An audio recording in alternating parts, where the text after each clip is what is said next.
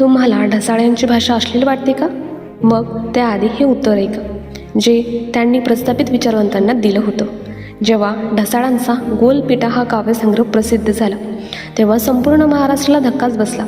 कारण तोपर्यंत मराठी साहित्यात वापरली न गेलेली, अश्लील समजली जाणारी पण वास्तव्यातील जडजडीत भाषा त्यांनी वापरली होती.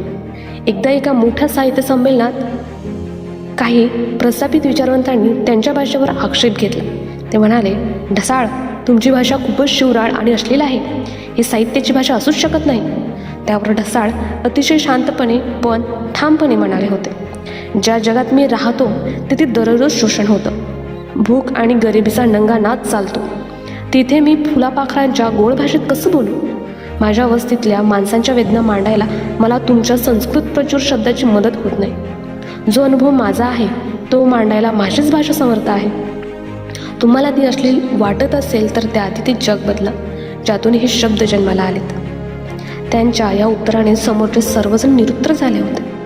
तुम्हाला ही माहिती कशी वाटली आणि व्हिडिओ आवडला असेल तर मित्रांसोबत शेअर करा आणि आपल्या हक्काच्या पेजला आत्ताच फॉलो करा. आणि शेवटी ढसाळांनी हे सिद्ध केले की साहित्य म्हणजे फक्त कल्पनाविलास नसून ते समाजाच्या भीषण वास्तव्याचे प्रतिबिंब असते. सभ्यतेचा बुरका फाडून वास्तव्याचं कातळ सोलणारा हा मराठी साहित्याचा एकमेव पॅंथर होता. जय भीम.